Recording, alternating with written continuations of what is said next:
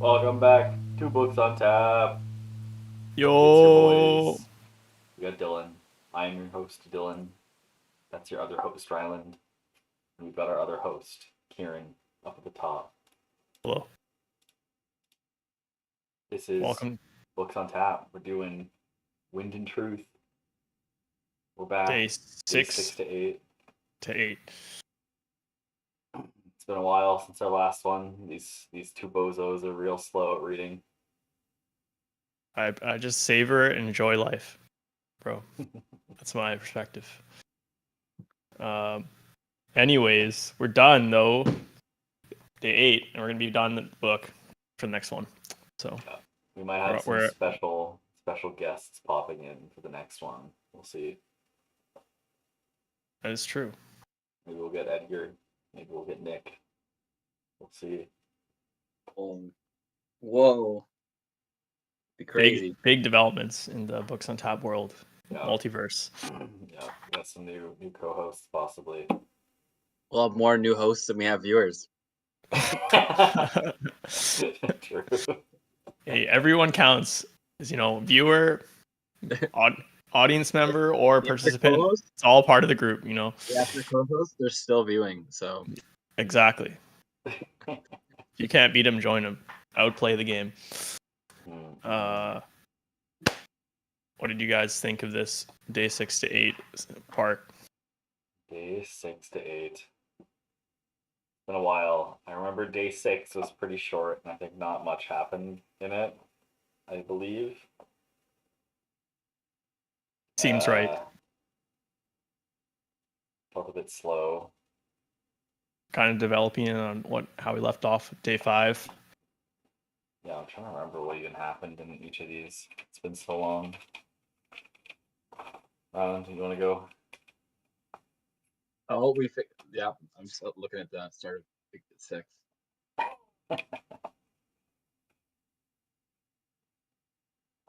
Should we just go through person to person? Or should we start with Calvin? Yeah, we can go person to person. Sure. Since we can't remember what happened, let's just start at day 6. We can summarize our thoughts. What was at the end of day 6 was, oh my god, Odium fucking destroyed his car.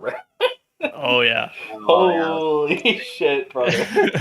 Okay, nothing happened in day 6. Okay. Yeah. The interludes have been pretty cool for sure. Odium. Yeah, the interludes have been crazy. Yeah, the hell? Demo fucking shows up, dude. Is that the same guy, bro? That's what I thought. Yeah, dude, that's one of the. What? So that means is this like happening at the same time as Mistborn Era 1? Oh, maybe it's because isn't this happening during Mistborn? It's between Mistborn 1 and 2. It's actually probably closer to Era 2, I think. Okay. How do we know that? Because Ghost Blood's. Right. Because Kelsier is active. Kelsier is the Ghost Blood, bro. I thought Kelsier is immortal though, so it's like how he is, but the Ghost Bloods as an organization exists. Yeah, but I thought it could still be like hundreds of years later, and Kelsier's like still running the Ghost Bloods. Oh, after Era 2? Yeah, well, I just didn't know I just didn't know if it was confirmed which era this story's happening in comparison to Mistborn. I think it is. I'm pretty sure it's around Era 2, if I remember. Okay. Because when I read that Demu, I was like, oh, it's a guy from Scadrial who's just happened to be named Demu, but it's not the same guy. But maybe it is the same guy. Yeah, who knows? Maybe he is as well. Yeah, then there was that whack ass Spren in that was so weird. It wasn't Thalen, it was one of those random little towns, random nations that hadn't really come up. Take a look at the big map at the start of the. Yeah, it's like somewhere in like the north area. I think it's like northeast-ish. Is it Yuri? Was it Erie? I don't think it was Erie. It was like near the lakes, I think.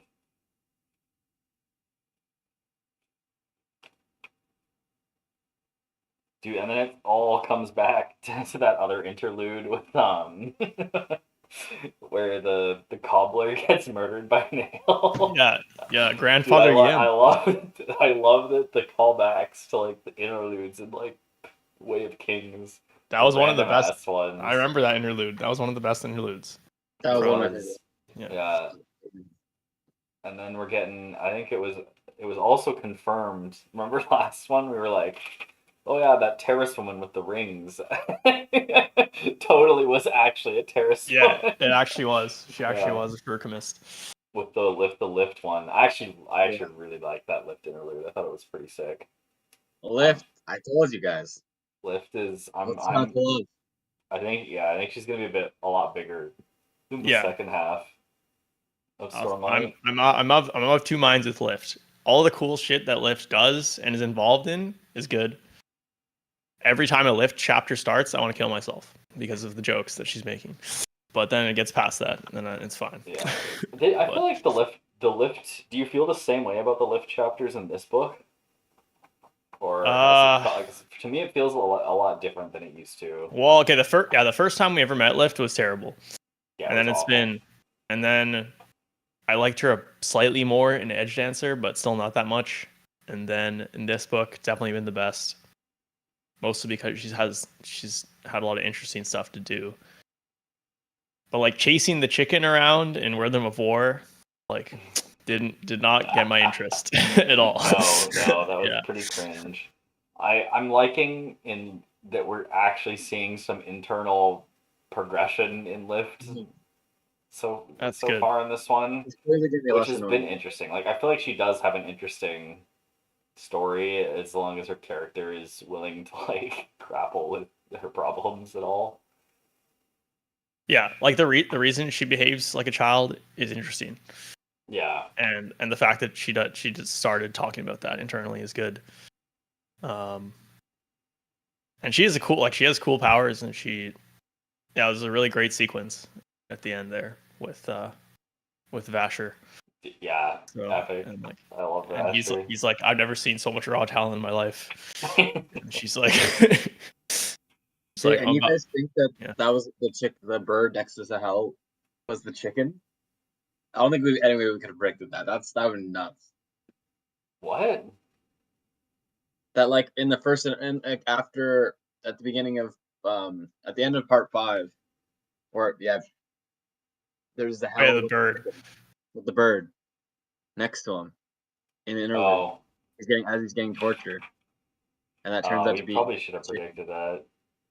Honestly, I didn't care about the chicken at all. So I didn't care about the chicken that much, but also I didn't. I didn't know the hell was in Urithiru. Oh, I thought it was pretty actually obvious. Oh man, I had forgotten. Yeah, I because like we know it was Axon with, and we know that she's a terrace woman in that bit, and we know she's working with Kelsier and Mraze. So it's a pretty direct connection that the parrot is the chicken, probably. No. I don't know if I'd forgotten all the details about that, but yeah. But yeah, the other interlude with the Spren in that country, the small country, was absolutely crazy. So they're leaving. There's like a 5th pilgrimage or something like that is happening there. There were so many random like name drops there that I'm like, okay, this is important for later. Where was it? Was it Erie? Maybe it was Erie. No, I don't think it was. Let me look here. For the town they were in? Yeah.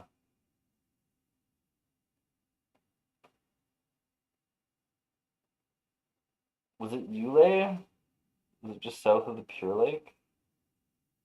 Erie. It's Erie. It was Erie? Where Dial is, and they have that crazy Spren event. Yeah, that was in Erie. Okay. Oh shit, you know what? I wonder if that's related to the fucking Spren thing, because I'm just looking at the map right now, and Erie is just directly north of Shinovar, which is where the north of Shinovar is where all the Spren were going to, right? Mm. For what's it called? Does it say what town it was? Was it Isla? Seems. I think it might have been Rald Alorum. Oh, if it was Ralalorum, that's like really far up north. But yeah, something's happening with the Spren though, for sure. With the wind and the Spren. That's Kaladin's task. Related.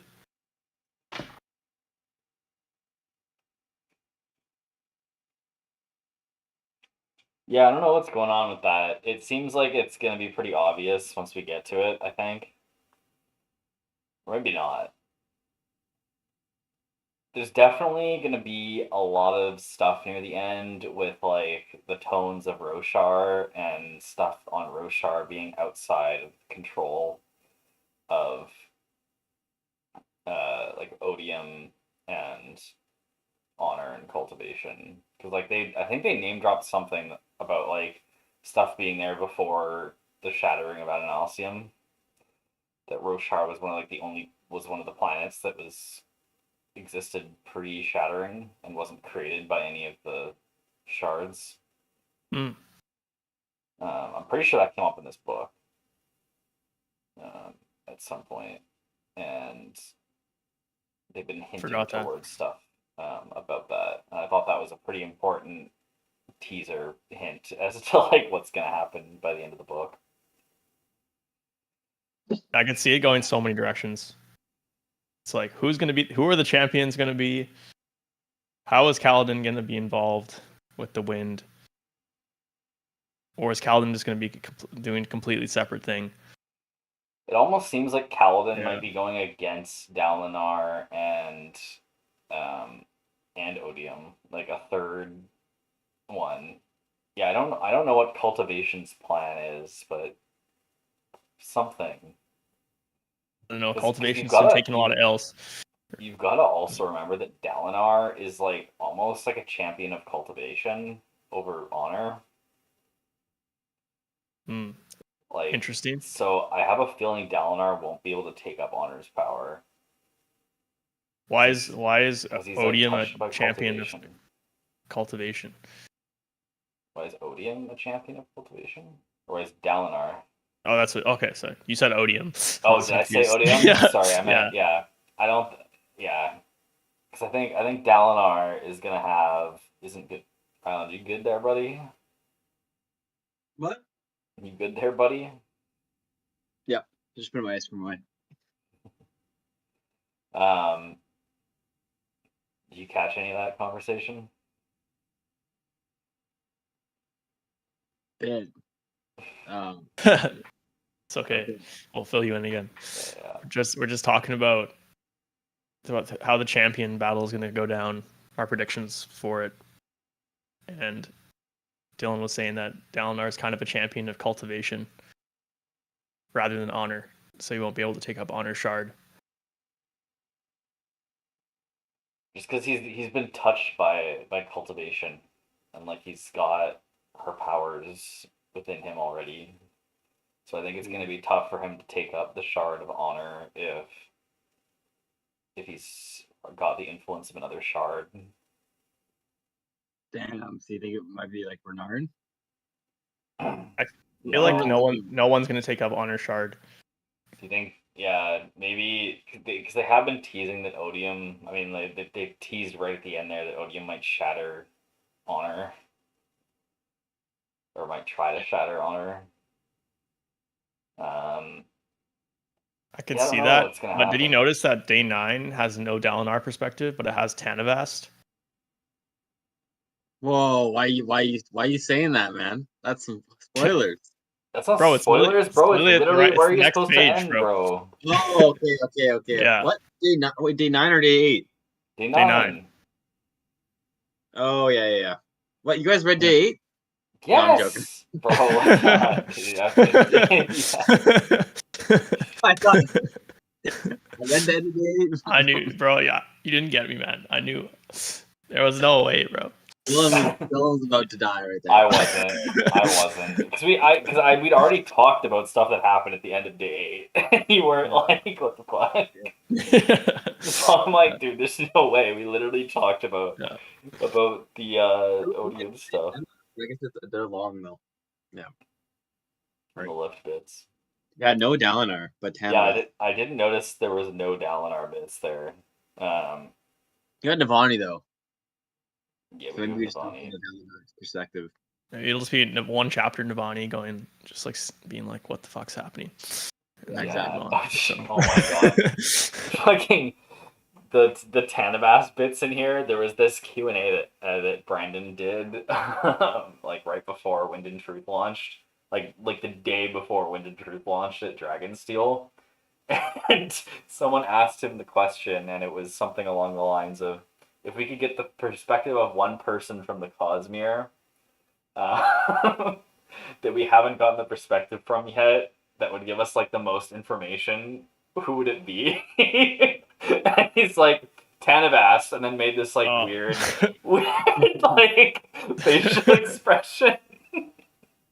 Man, it's like, brother. What a and guy. Then like I noticed like, so I was kind of spoiled that we'd get some bit of Tanavast in this book.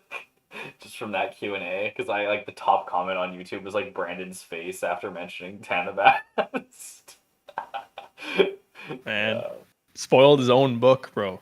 Yeah. Fair enough, though. Fair enough. Yeah. The other thing is is the spoiler about fucking Shallan's mom being a herald. I kind of wish that I wasn't like so into the background that I knew that was gonna be the case. Basically, were you? How did you know that? It's been a fan theory since like book 3. Oh, okay. Online. Yeah. And everyone was like almost 100% convinced that it was true. Just because there's been so many hints about it like throughout the books so far that it was pretty. But yeah, it did feel a bit like, oh man, I wish that I had like. I would have been, like, I imagine going and reading that bit and being like, oh my god. Yeah, if I didn't see it coming. I was near Kieran. I was like, "Oh no!" I was like freaking out. And then Kieran's like, "What's so crazy about that chapter?" And I was like, "What?" You catch that, man? That was nuts. It wasn't the wedding one. It was like the one. It was before that. Yeah. Yeah. Yeah. Did you know about that? I can't remember if we talked about that being a fan theory before. No, you talked. No, I don't think we talked about being a fan theory. But I remember you saying you got spoiled. But who was at Shallan's wedding? Oh yeah, Brandon spoiled it right before Wind and Truth launched as well. At the wedding, yeah. He's like, what? He's like, that's not a spoiler because everyone should know because it's so obvious with all my hints. Yeah. Well, everyone online, like, it had been circulating online as like a theory for like ages, and it was pretty much confirmed. Just because like it lined up so perfectly. Yeah, it makes sense looking back. But I don't know. I thought it was cool. Shallan's the one that caused the desolation in the first place. That was pretty nuts. I didn't expect that. Yeah. Because her sending her mom back to Braze, like, didn't start it then, but like she broke. She broke later on, and then that was what let them come back. So it wasn't Talon that broke. Talon never broke. Yeah, Talon must have broken. He never. But then, if he didn't break, then why did it start? It just takes Talon's one. mom did. It only takes one breaking for everyone to get sent back from Braze. Oh. Yeah. So Talon. That's why Talon never broke. Talon literally was there for 4,000 whatever years and never broke. And then Talon's mom comes back and is like, torture. and then gets sent back. Yeah. And it also means that Shallan was the first person to kill a herald in like 4,000 years. too. True. Yeah. True. Yeah, that was Crazy some shit. wild stuff. But I guess did Talon think that he caused the desolation though? I think he was too fucked to even know what the hell happened. He didn't know what was happening. So. What a beast. Talon's end scene was crazy, man. Talon's end scene? Yeah. Yeah, well, he's not dead permanently. He's come back to Braze. Yeah. But we probably won't see him again this book. Definitely not, I would say. Unless we get a perspective from all the heralds, if all the heralds get sent back to Braze by the end of the book. So how does that work though? That because the fused are able to regenerate from the Everstorm, because the Oath Pact doesn't work anymore at all, right? We're not sure if that's true. Yeah. There's people are theorizing basically that the Everstorm overrides the Oath Pact, but we don't actually know if that's true. It could be the case that them being back in when Talon and Ash died there in Azir, that the Oath Pact might be recreated.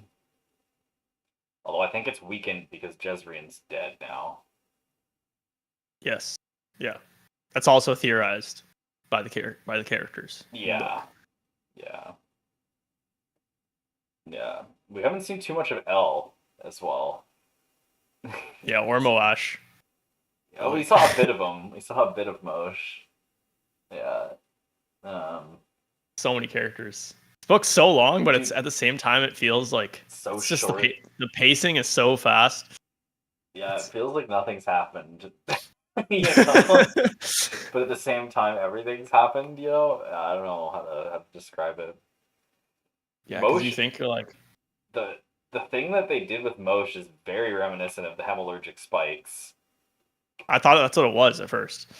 I'm not sure. It looks he can see investiture the same way, right? Yeah. But the spikes aren't coming out of his eyes the same way. They are. They're straight through his eyes. They're coming out the back of his head the same way, but his eyes are crystallized. Yeah, but his eyes are crystallized. Instead of having spikes. So it's like a crystal spike that makes his eyeball. That was weird. That's the way it's described. I don't know. Yeah, is it like the tip of the thing is like his eyeball and it's a crystal? I think so. If it's a spike that's nailed through, it's like maybe there's like a butt plug with like a nice crystal at the top that's like straight through his eyeball. A crystal ball. A crystal ball butt plug straight through his eyeball. That's what I imagined it to be. Yeah. Take my pain. No, here's a butt plug through the eyeball. I don't know. Moash is. I don't know. Do you guys feel like Moash is getting a bit less interesting as it goes on?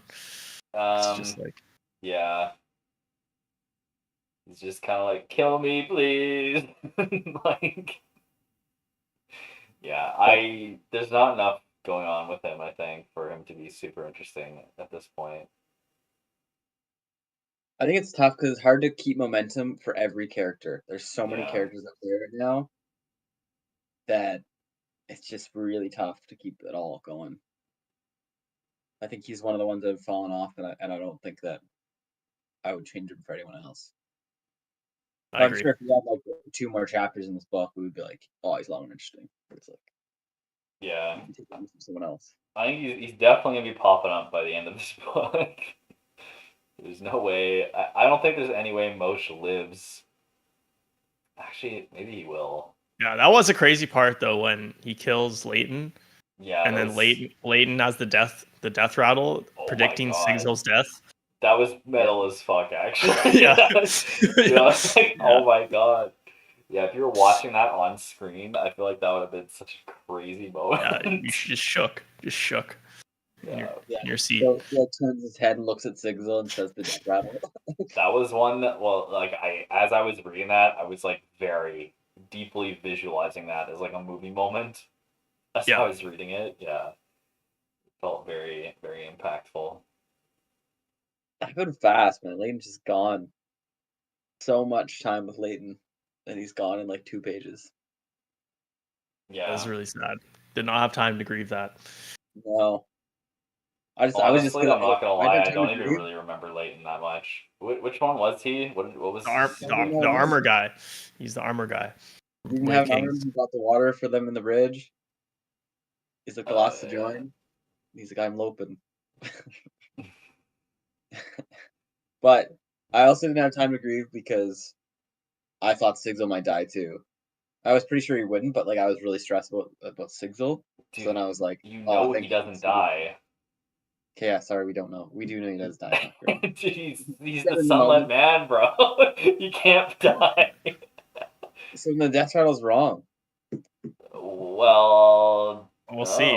We'll see, because he does become a Skybreaker. We think. Yeah. Pretty much confirmed. So maybe somehow his radiant bond breaks. Yeah. No, you're right. I keep forgetting that he is the sunlit man. Yeah, there's also been a lot of teasing about the Skybreakers swapping, like being different. There's a bunch of stuff in Words of Radiance about the Skybreakers' oaths and like the. We haven't talked a lot about the chapter headings yet so far. I feel like some of them have been pretty. I remember how I had so many theories. I don't remember fucking any of them though, because it's been so long. The anti-light stuff was a bit just like, okay, yeah, we read Rhythm of War.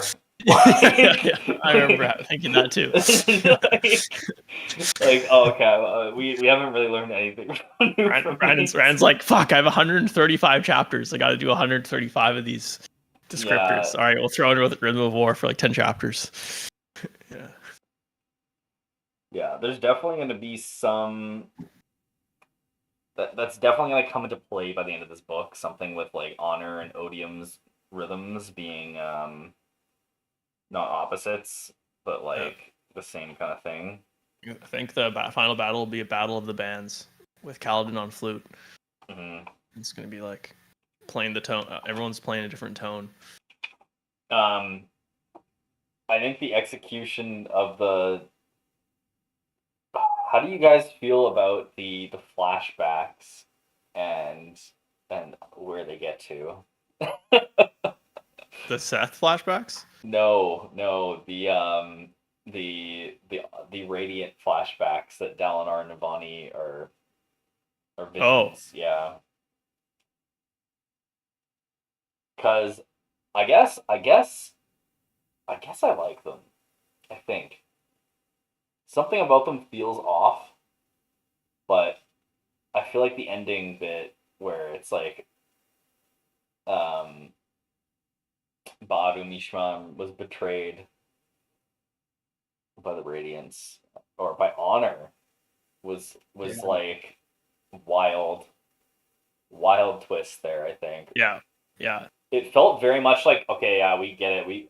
Every single thing that is happening is not new. This is all stuff that's been teased at that has happened in the past up until this point. Like, I feel like we didn't get any new information for so long. It was all just like kind of confirmations of seeing things that have been half mentioned in like paragraphs throughout the whole series, and then finally that reveal was pretty big, I think. I think I totally agree. It was a bit disappointing how much space Dalinar and Navani get in this book versus how much we actually get out of it. Mm-hmm. Because of that exact reason. Because we already knew all this information. We're already shafting like a bunch of characters. Like Venli is still such a small character, even though she feels like she should have a big role. Mm-hmm. Moash 1 chapter, and then it's like we get like 500 pages of like freaking nail talking to Ishar. Yeah. It's like a lot of Herald nonsense that seemed feel like it really wasn't necessary. Yeah, unless the Herald, like, unless it, like, I feel like if it revealed more about the Heralds as people, and then they became like it shifted to the modern version, like, if it like focused on Nail specifically and like his past and like just him as a character and then how he evolves into the person he is now, that would have been cool. Yeah, I wish I saw more of that because it really I think those are maybe the weakest parts of this book so far is those flashback bits and that like we're really just seeing characters doing random shit that isn't meaningful at all for a lot of it. And yeah, like for a book for a series that is so in like so much about the characters and their arcs as people, not getting any of their like backstory, I guess, and like why they made the decisions that they did, I think is a bit of a miss for me. Mm-hmm. Mm-hmm. And it's like the reason that Ba Mishram got captured and how she got captured, nothing before it has anything to do with it. Yeah, that one part, like the whole book, we're like, how, like the big question everyone is asking, including the reader, is how did Mishram get captured and why?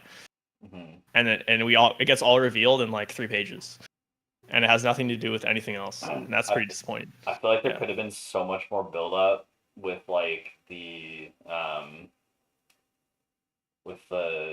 like the singers and the humans like love story kind of. Yeah, even if we like followed Gareth for like 3-4 chapters and his relationship with the singer woman, that would have been interesting, because it's like you see the turmoil developing between the humans and then also like the relationship forming between them, and then the other side of Malishi and like him having secret conversations with Honor. The whole like singer versus human conflict in the past is very very high level. Like it's very like okay, they had some disagreements and so now there's been a war that's going on for centuries. It would have been nice to get a bit more of like the events that led to the conflict. Like maybe like why isn't there like some Knight of Gavilar's murder or something that happens in the past that like ignites the war between like the singers and the humans? Yeah, that would have been super cool. That we could have seen like the background for. Like, cause then that would have been kind of cool because like we've had all these cycles of desolations, that have happened, and like it happened off of the like an assassination maybe, and then it's like oh it's like the parallels between like the start of this one and like the beginning. Like I feel like that's maybe a bit of a missed opportunity there, because yeah I feel like on like a macro scale, like yeah I buy that this war happened between the singers and the humans, but like did we really need all of these like herald random like discussions that didn't matter really that much, or like could we have had more like the heralds being there actually during like an interesting historical moment that caused the war to ignite or something? Well, we got them in interesting points, but yeah, we already knew a lot about them. But I think it was tough because the way he set up how the spiritual realm works, so we have to be tied to certain objects. Mm-hmm. So I don't think it's that tough. Like they pretty much but also, like. But also he had to kind of know what he was aiming for when he was going through the spiritual realm, right? Like he's going off things that we kind of know because that's the things that he kind of knows, right? Yeah, you're It not makes sense. wrong there. Yeah. Makes sense. It's all fine, and like it wasn't, nothing was bad. I wasn't like, oh, this part's actually like actively bad. No, this is just me on. Yeah, this is I like a lot of agree. space given to this. Yeah, I agree. I think it's one of the weaker points. Parts I'm definitely the least excited about. I feel like I would have taken like a kind of annoying chapter where one character just explains everything that happened, confirms it, and then just like 8 other chapters of like new info instead of the way it was done instead. But you know, Mm-hmm. Yeah, or just like a cool perspective. Yeah, I guess like my thing is that so for so much of those chapters, I was like really trying to read into things and being like, oh, like so what new information? Like by the end of the chapter, be like, okay, like what new information do I know? and it's like, okay, this literally all of this is done. Like I just read like a day in the life of fucking Chanarak or whatever, and it's like, okay, I now know nothing new actually. Like I kind of have some more context around, like we've already known that this big thing happens, and now we just see it happening. But that's it. Yeah. And it's like it doesn't provide any, like, I would say almost any extra context around it. Like the portal, I feel like seeing the portal should have been such a cool event, but like we don't get any new information about it. Like, oh my god, I was like, this is such a cool moment. Yeah, literally it's just so the portal cool. opens and they come out. Yeah, that's it. And it's like, come on, that's Yeah. all we get. Like we don't get any information about what happened. It was like, okay, yeah, that one moment where they mentioned like like the Surge bindings destroyed their old world, and it's like that one sentence literally describes the whole thing that we saw. It's like, no, I want more. Yeah. Yeah, it would have been nice to get some more internal dialogue from characters. But yeah, the way the story was structured didn't lend itself to that. You know, it's also has to support, you know, Shallan, Rlain, and Renarin's story of being like stealthy. Mm-hmm. Yeah, I think it'd be really tough to get their internal dialogue with how it was set up. Oh yeah, you can't really get the internal dialogue of those characters. That is true. Which makes me curious how we're gonna get the internal dialogue of Tanabast in Day 9. Yeah, well, if it's modern day, then it's okay, I guess. Oh, modern day. Yeah. Oh, yeah, possibly. It could be modern day. What is going on with the Stormfather? Is he just Tanabast? Or is Tanabast dead? He is the Shard of Honor. Made person. He's like become alive because it's been so long since he's had host. I see. Because what did Tanabast die? Or is the Stormfather Tanabast? That's a good question. Is the Stormfather Tanabast? I feel like I heard that Tanabast died, but maybe not. Maybe he hasn't been dead. Well, I think for the last 4 books, everyone's been saying that Tanabast died. The Honor's dead. Yeah. But like, yeah, it's really weird. It's really weird. Yeah, I mean, I guess it makes the most sense. At this point, his power should have pooled somewhere if it wasn't grabbed by somebody. Do you guys think Dalinar is going to be able to take the Shard of Honor? No. And I say that less from like all the clues point to it perspective, and more just like, I think from a writing perspective, he has been making it so that it's like, oh yeah, Dalinar's mission the entire time is to become Honor's shard bearer, and then it's just like it would just make so little sense for it to actually happen, considering the journey that Dalinar's gone on, like about like always wanting to take control, always wanting power, like muscling his way through everything. And then if he just forces himself to take the shard and then face Odium as a god, it would be. I mean, it would be kind of interesting. It would be a defeat for the good side, because Dalinar would succumb to becoming the Blackthorn, basically. So maybe that is like the bad ending. That would be good. Now that I'm thinking about it, kind of rambling, but I don't know. What do you guys think? I super agree with what you're saying. Like I pretty much subscribe to basically everything that you just said there. Yeah, I think it just doesn't really make sense for Dalinar to take it out. Although, like, I also wouldn't be surprised if he does, but then bad stuff happens. Yes, I think just talking through it now, he might take it and bad stuff happens. Yeah. I don't think it's like it feels, unless like he's aiming it more towards like right at the end, Dalinar has to confront all of like his flaws in order to be able to take it up. Because like all of his flaws are now kind of coming out at the end, and everyone's kind of shitting on him a bit. which is fair enough. Like, bro is not a perfect character at all. And so it could be him having to like one last step of overcoming. I say be odd. That's like the whole goal of him going in the spiritual realm. We spent like hundreds of pages on this journey for him not to take it, for someone else to take it. It'd just be very odd. Like I just don't know where that leaves him, unless he just becomes Odium's champion, I guess. Yeah, what if Dalinar actually does become Odium's champion? That'd be pretty crazy. That's a possibility. It honestly, it very well could be. Well, especially if you have Taravangian is like completely psychologically manipulating Dalinar, like with that last chapter, just like. But Dalinar did fight back mentally a little bit. He did, yeah. He fought back, but then he's like, that's part of the plan.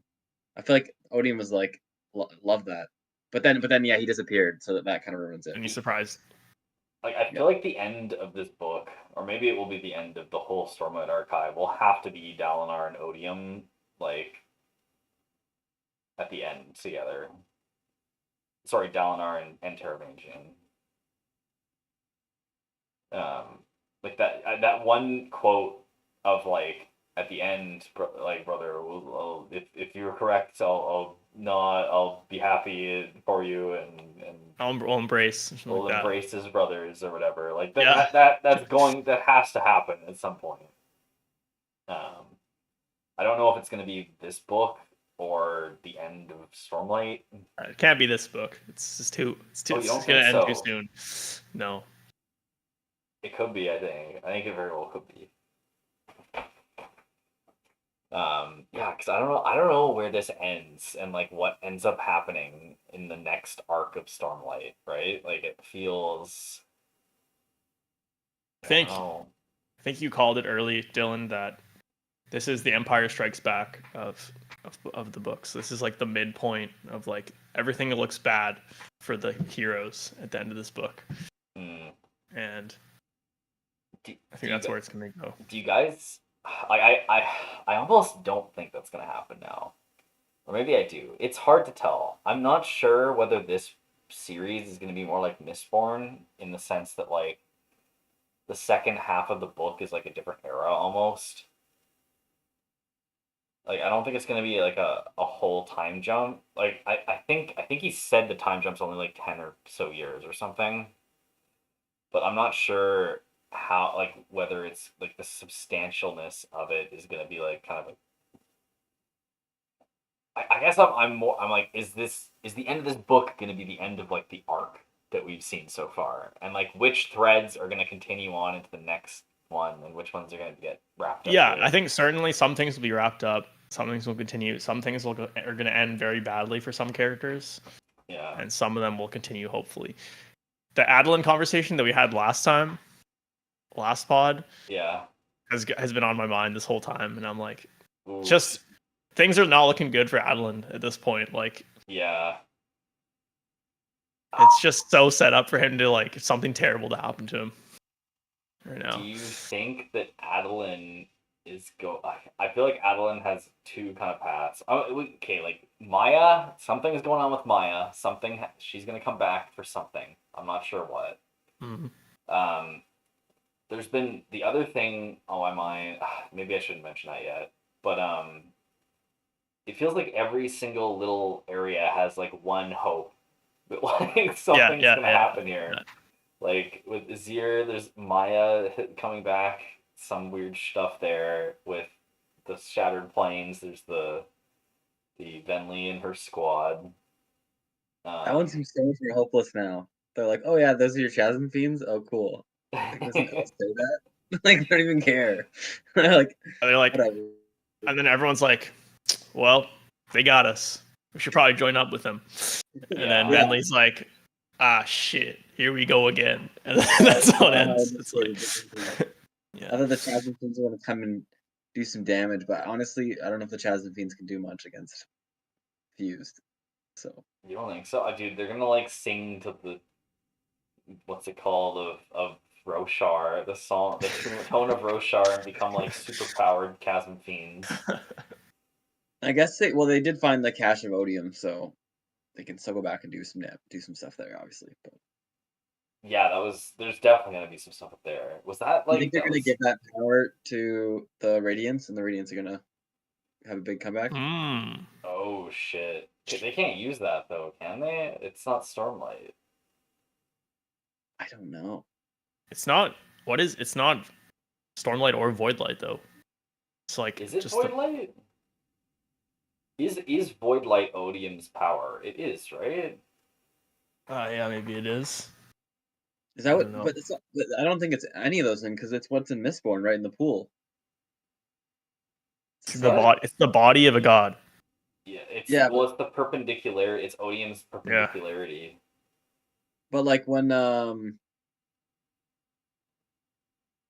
like Kelsier goes into the pool of power, it's that same stuff, right? Yes, yeah. But that's kind of the same thing as like the storm, like the power bits. I thought there was a huge movement though to like try to get Stormlight off of Roshar. Yeah, there is. So it probably isn't some sort of light. It's probably its own. Yeah, yeah. But yeah, I don't still. But yeah, it still says like I don't know how they convert that into something that's Stormlight. But oh, dude, that could be what's happening with all the rhythm stuff. Oh yeah, the rhythm yeah, of oh war. man, all the rhythm of war bits that we just read about, like how it's not opposites, it's the same thing, just played in a different melody. Maybe there's some way to like use the tones to trends like they're the same thing, right? So maybe there's some way to like use the tones of Roshar. The singing of the fucking Chasm Fiends is gonna convert the Odium's power into Stormlight, and then they're all gonna burst into power. Oh god, I hope that doesn't happen. Dude, it's I can't believe I just came up with that. That's totally gonna happen. Oh my god, I'll be impressed by you, Dylan, and then I'll die after that. Yeah. I just want to see the movie. It's gonna be something like that. He's gonna burst with power, and then it's like gonna be like the tower, but like a burst of light reinvigorates them all. Kaladin's gonna show up and like play a song on the recorder. The Chasm Fiends will become Radiants. Yeah. And use the power of Odium to destroy all the fused. Yeah. Yo. I guess we were originally talking about Adeline here. There's one other story thread so far that I'm pretty interested in. I think something's gonna happen with it by the end of this book. Is the non radiant bound or non-spren bound surge binding. It seems like surge binding was like at some point we know surge binding was used without a radiant bond, and at some point a radiant bond was introduced by like Honor and Odium in order to like lock the powers behind the surges, behind like you progressing as a person, kind of. But it seems like those surges are possibly something unrelated to the powers of Odium and like Honor. Like it might be that they're maybe not. I might be wrong with that. Like just like inherent in the human population. Not inherent in the human population, but like something that Adonalsium like created originally, and that the shards let them tap into in certain ways. Because it seems to me like all of like the what's it called powers are like very similar. Like they're the same kinds of powers in Mistborn as here, like the same root functions, and through the shards investiture, it seems people are able to access those in certain ways that are like unique to each of the gods. But Odium and and Honor both have the same like list of powers, right? Yeah, because they the same surges, but with Fuse versus Radiance. Yeah, so the surges can't be bound specifically to the powers of one of the shards, right? Like they have to be something coming from something external to the shards. So it seems like they've kind of bound those powers, and like they're fueling them with Stormlight or Void so like Light, right? The surges are a part of the Cosmere, and Investiture allows you to access them. Yeah. So there's got to be some way that the Surge Binders were able to access the powers of the surges without the use of Radiant or like shard control, shard rules. Yeah, or maybe you probably still need some kind of investiture, but it might not need to be like it could be in a different form, maybe. Not controlled by the shards. Yeah, like Sprens or investiture. Like maybe like there might be some do you think, kind of power that's not like yeah. Do you think Adeline is gonna like start surge binding without a radiant bond or stuff like that? Yeah, I think it's either going to be like it's going to be one of like Kaladin, Zeth, or Adeline. I think are the three like candidates I have for surge binding. What about Venli or Lushwi? No, I don't. They're too separate from that plot line, I think. But Kaladin and Seth already have radiant bonds, though. They do. Whereas Adeline's armor is like speaking to him now, and also Nodum was able to spawn into the world without a radiant bond and have his full mind somehow, and no one really knows how he did it, but somehow Adeline is like he negotiated with Nodum before and has a connection with him because he saved him. Yeah, it seems like Adeline's being pushed as the person who might be taking up surge binding because he really doesn't like the honors and the oaths and stuff. So is he gonna grow back his leg? Maybe. I think his leg will be grown back by the end of this book. What? It'll probably be grown back by the end of this book. The way they worded it made me feel like there's like it's gone forever.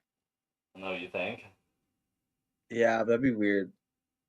It'd be really weird. I think Adeline has like the ultimate good guy ending or the ultimate villain ending. Like those are the two options for him right now. Yeah, I could very much see him going villain. I don't actually. I feel like he might have needed to see for more stuff to happen to him before. Maybe not. Well, I think the leg thing is like he could go either way regardless if his leg grows back or not. But like it's an interesting thing that his leg might be gone forever because he won't be able to do the one thing he's the best at, which is sword fighting. Yeah, and is that gonna make him fall into despair and make the wrong decisions? Yeah, and if he surge binds without a radiant bond and becomes Odium's champion at the same time, that would be a deadly combination. Yeah, definitely. So it seems like Zeth is not supposed to be Dalinar's champion. Yeah, I guess not spoilers, but like how do you guys feel about Zeth's? I mean, unless we want to keep talking about Adeline still. Sorry, I totally just like. Yeah, I think I'm good. I'm good for Adeline there, but yeah, okay. Very enjoyable parts, I will say. Still, yeah, I've loved all the Adeline parts so far in this book. They've been really fucking solid. Debatably the strongest parts. Yeah. In terms of just like I don't know if they're like maybe like consistently them like super enjoyable. Like always some of my favorite parts in the days. On the other rung of debatably some of the best parts of this book, I think the Seth flashbacks have been really fucking solid. I really liked all of Zeth's backstory so far. I love how succinct it is, how punchy. Each time we go back, it's like something important that we're getting. Actually, that's kind of a lie. There were a couple, I would say, in the last like couple chapters that were a bit didn't really need it. Maybe like I still enjoyed it, but they weren't as punchy necessarily. Like the ones with like the other honor bearer that was fucking his dad was like it was interesting, but like it wasn't as punchy as the ones before from like a but then the couple ones after that with the perspective. unmade, and then the last one where he visits the temple and he's like, the desolation. It is my great duty to announce. Or he's like mm-hmm. he's like, it is my great misfortune to announce that I'm the only one who can say the desolations have returned. That was great. It was so good. I'm like, I'd say like 90% of all of the Zeth flashbacks have been like some of my favorite bits. How do you feel about the current time Kaladin, Seth, Nail parts? They're very philosophical. I think some people will not like those bits. I quite enjoy them. I really like those bits. I'm a big fan of the of the Nail Kaladin like philosophical debate bits, and Zeth kind of just like being like the ears stuck out people that's like he's always like everything in the whole time. I think they're good. They feel really weird for this series. For like the whole Stormlight, they just stick out like a sore thumb as just like such weird parts. But I like them though. I agree. I've done a philosophy minor, so like I appreciate the philosophical randomness a bit more maybe than most people. So I'm really enjoying it. I could see people getting a bit frustrated about it. But I like them a lot. I like them. I'm not frustrated. I just think they're just like thinking about Kaladin being like running bridges in book 1, and then like I don't know. He's just always like a soldier, and now he's just focused on therapy, just doing therapy, bro. And it's like just philosophy. It's just very interesting. So different. I like how he's like a noob at it, but he's just trying his best, and he keeps trying different approaches, and still helping out, and that's being receptive at times and then not. I think it's been really enjoyable. Mm-hmm. He catches himself sometimes like, I messed up there. Like I shouldn't have said that. Yeah. And he's like, I have a feeling I should stop talking right now. And like, I feel like it's been really interesting reading those bits. I personally really like that aspect of it as well. Like you mentioned, him being a noob at it. I feel like some people might be like, oh my god, it's so frustrating to read like those bits of like him being a noob at it and stuff. But I feel like it's really those bits are really well written, I think. I think I'd be a lot more frustrated if he wasn't a noob, because it's like it's a completely new thing. It's a completely new thing for him and everyone. Yeah. I also like it because it's like almost the only parts that have humor in the book are the parts where Kaladin and Sazeth and Nail are just and like when the part one's like Nail's like, oh, this ration bar is like the best food. It's just fat and protein only. And then Sazeth's like, can I have the soup, yo? And then Kaladin's like, yes. Or the part where he's like, my name's 12124, and he's like, oh, like a cryptic, and then Sale's like, bro, that's pretty racist. Dude, that so good. It's like, dude, that's pretty fucking racist, man. I can't believe you'd say that. That was good. Yeah, Seth's honor sprint, or not honor sprint, high sprint. Oh, interesting character. Dude, I love his arc so far. The high sprint.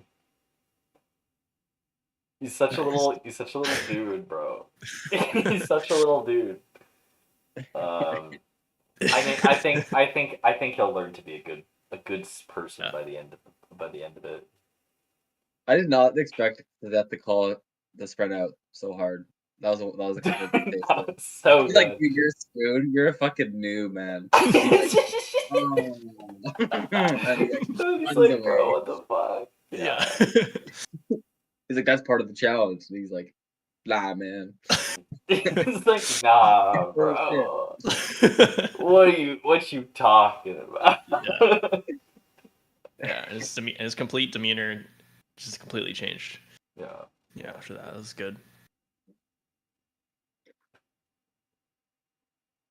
Yeah, how do we? Yeah, Do what? you feel like is Zeth going to take up the mantle of Jezreel and become Hell no, the bro. Herald? That would be the absolute biggest travesty of all time It that happened to him. it probably would be. It's so devastating. Yeah. It would be pretty ironic though, given all Zeth wants to do is die. It's Yeah. like, you're immortal now, bro. You're mortal, and you have to kill as many people as possible. Yeah. For the rest of time. Yeah, what if he does become a herald? I don't know, that'd be crazy. But like, what if he does become Odium's champion? Just because like that'd be like the saddest ending versus that. Dude, oh my god, no. He can't become Odium's fucking champion. They're too far away, I think. Like I feel like Kaladin and Zeth are too far away to be present in the contest of champions. I feel like Zeth and Kaladin's arc is to I think Dalinar loses the contest of champions, I think. And Kaladin and Zeth's part is setting up like the Arc 2's like counter to the contest of champions. And like Roshar's defense. Like Dalinar is doing the honor versus Odium fight right now. I think Zeth and Kaladin are going to be basically setting up Roshar as its own entity and like not its own entity, but like its own like The third option, the third player, the original gods of Roshar. Yeah. Yeah. I don't know if cultivation fits into that as the third player and is like if cultivation is gonna like take up the mantle of like Roshar in some sense. It feels a bit wrong for her too, but I feel like she also kind of needs to have her own like set of stuff going on. I don't know what's going on with cultivation. She hasn't taken a single W this entire series. Like she's everything she does has backfired in some way. Yeah. Yeah. I'm surprised we don't get a POV from her. Maybe we do. Maybe we do by the end. We get some. I think we get some. Have you guys looked at the end to two pictures at the end of the book? Like the back at like the hardcover? Yeah, the hardcover bits at the back. Yeah, that's cultivation. Yeah.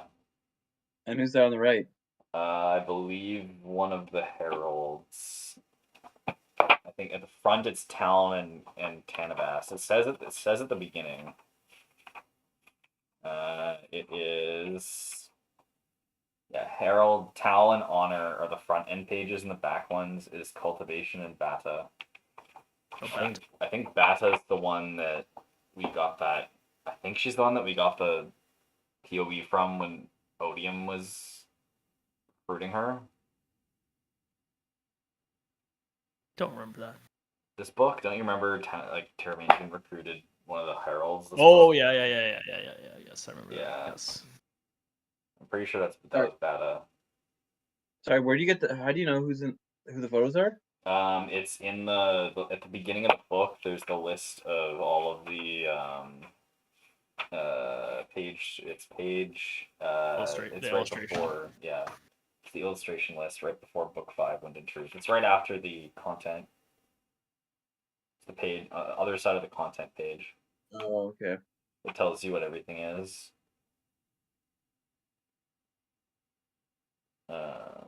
That's honor. So that's Tanavest. Yeah, at the front. Yeah.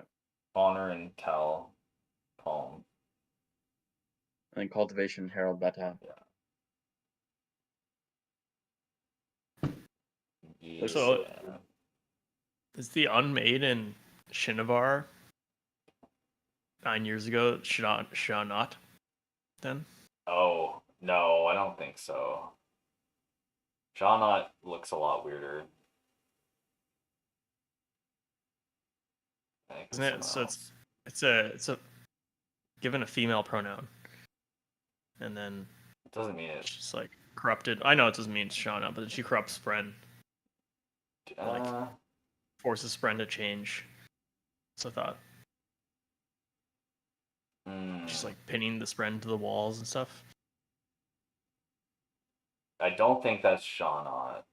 I think it's a different one. Yeah, that's another thing. The fucking pinning Spren to the walls. Yeah. That's an Ishar thing. What is Ishar's trying to bring the Spren into the world or something? Yeah, there's definitely something that's going to go on with that. And then Nail just drops that info to Kaladin. Yeah, what was the info he dropped? It was like a passing comment. He's like, "Oh yeah, Ishar's trying to like bring some Spren and to like potentially like affect the Oath Pact or something like that, or like change the Oath Pact." Yeah. What Ron? Wasn't it to make Spren immortal? Oh, maybe something like that. Yeah, I can't remember. Something like that. I remember that was an important bit. I remember that being very important, but I don't remember exactly what it was.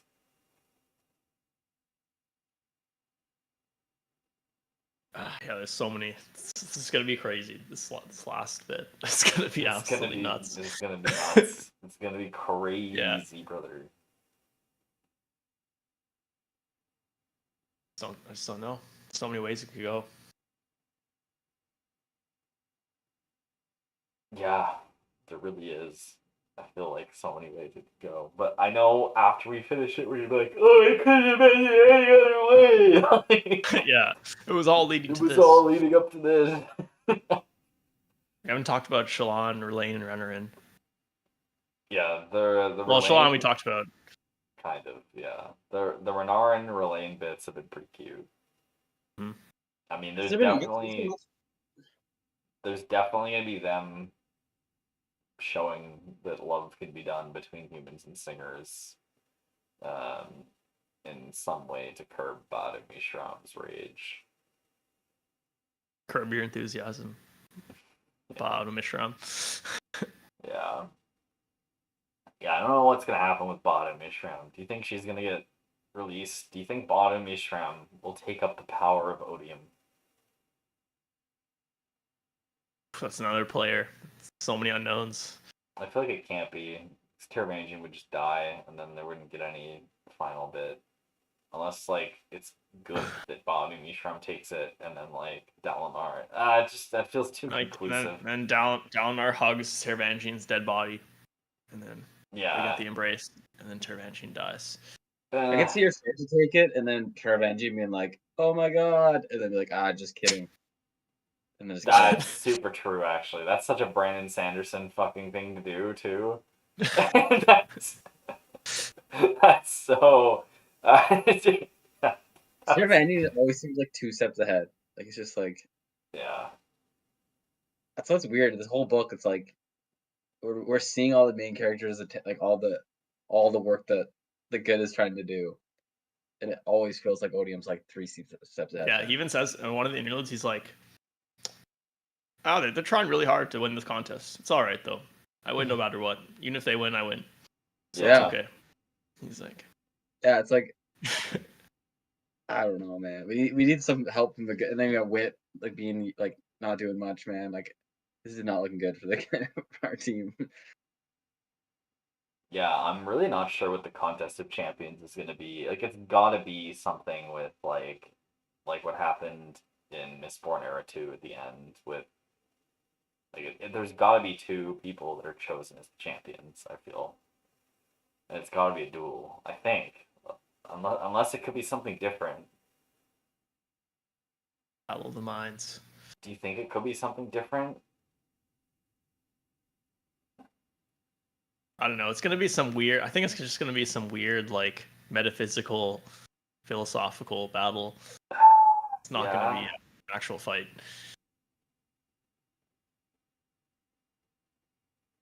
What if there's been too much obfuscation as to what it actually is for it to be just like a duel between 2 people. I think whatever it is, I feel like at this point it can't not be Mimi. Like, be who? It can't not be like Mimi. Oh yeah. Like whatever it is, it's gonna be like one of those like a kid's like super villain being like, now we have to play duck shooting or something. Yeah, or it's like we have to play Towers, the game. Oh it's god. like Taramangian versus Odium play and Tower. chess. We have to play chess. Yeah. Rock, paper, scissors. Rock, paper, scissors. But I know what you're gonna do because I'm Odium. Yeah. So yeah. Something. Interlude 17. If you choose the scissors, I will choose the rock. If you choose the paper, I will choose the scissors. Yeah. You not win, Dalinar. You lose. You lose. Be reasonable, Dalinar. Be reasonable, Dalinar. In every possible universe, I win. Yeah. And then Shallan is just doing Herald stuff. Yeah, that was pretty nuts when she was actually in the spiritual realm, like from Braze. Yeah, it wasn't just a vision. Wait, which bit was this? Like when Shallan's mom, like Shallan thought she was just interacting with like a vision version of her mom, but it was actually her. Yeah. Yeah, that was wild. That was pretty cool. Yeah, that was pretty dope. Yeah, I think Shallan's bits so far have been pretty solid. I think like you can see her growth as a character, and that like she's like if this was revealed to her earlier, it would have broken her into like 8 bajillion little bits, like, and she would have been like reeling for another 2 books. But like I think you can see that she's resolved herself against the truths a bit at this point. It makes sense. It feels realistic. Yeah, it feels right. I think this time, like that she has progressed as a person a lot, and we're seeing that progression in how she deals with this truth. I think.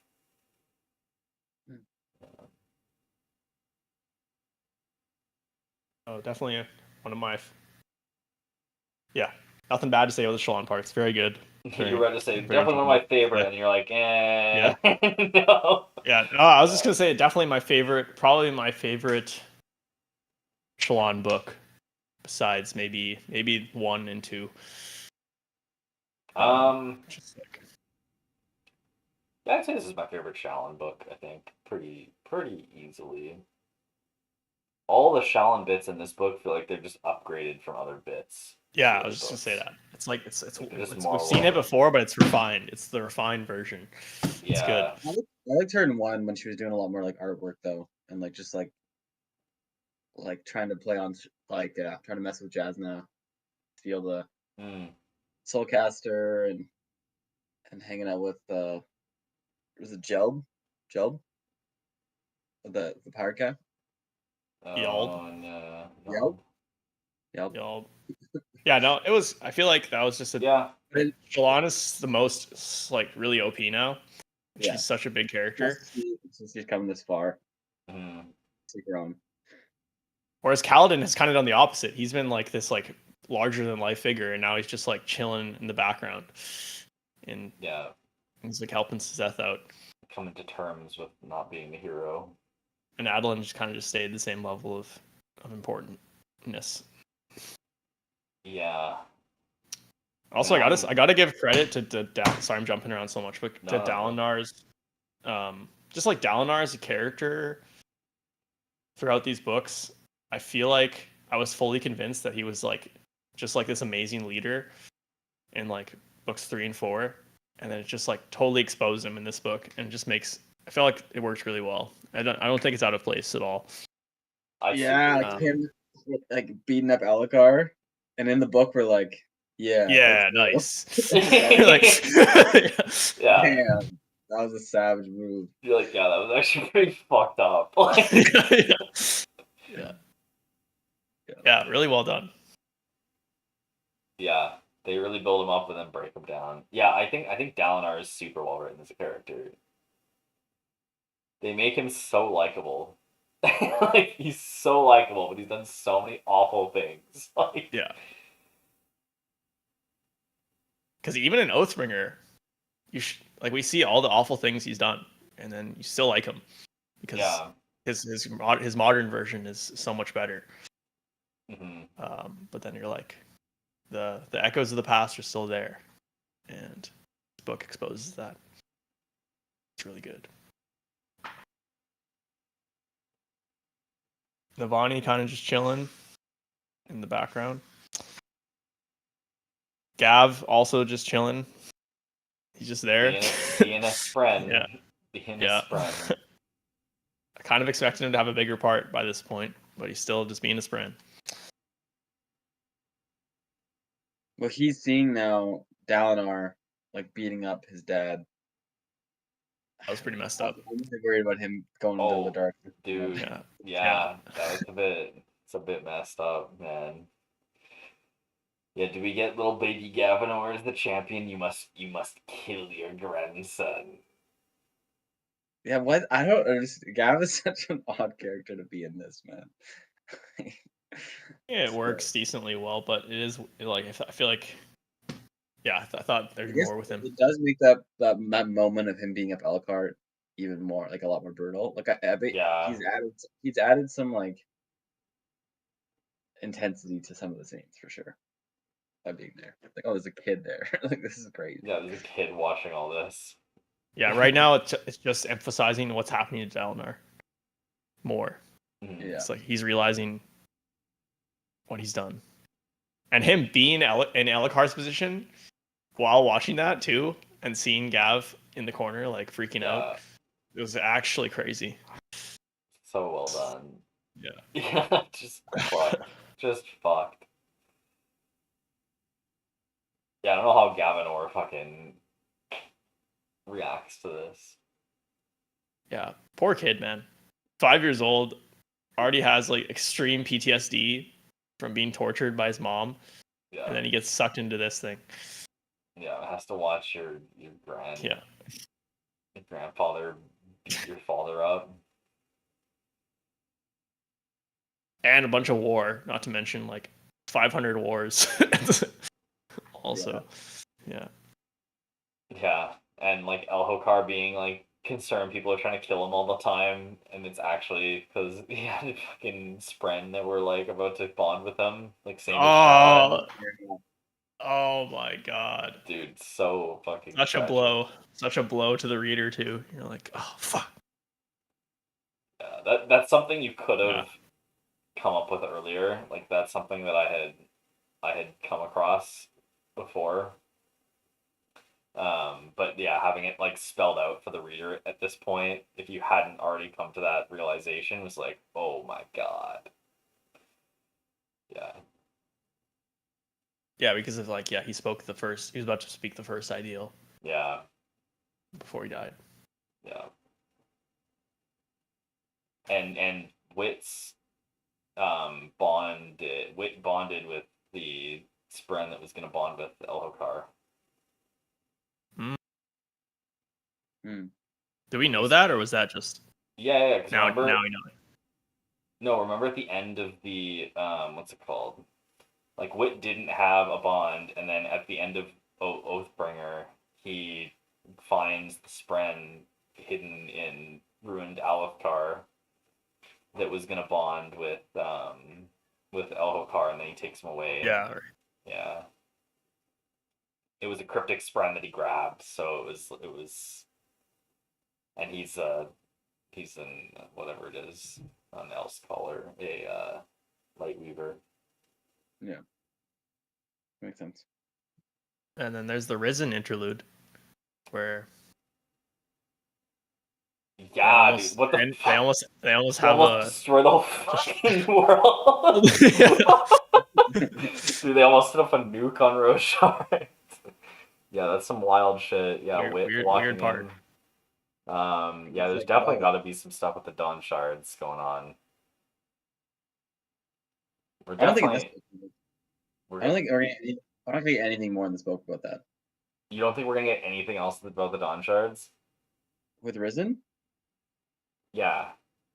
No, she literally says Risen prepared to say goodbye. I don't know. Like, I feel like that was such an ending. Yeah, well, we're definitely gonna get some more with Wit.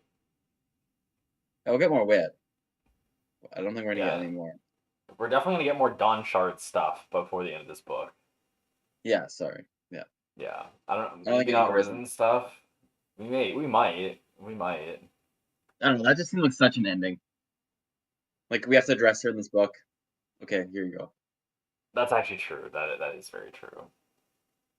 Yeah, I can't. So much. There's so much like callbacks to previous interludes and characters. I know. I love all the fucking callbacks to the previous interludes that you thought were just fucking random nonsense. Yeah, like Axes the Collector. Yeah. But still, what is he doing though? Yeah, What is happening? Still don't know. There's definitely got to be some interlude about that, but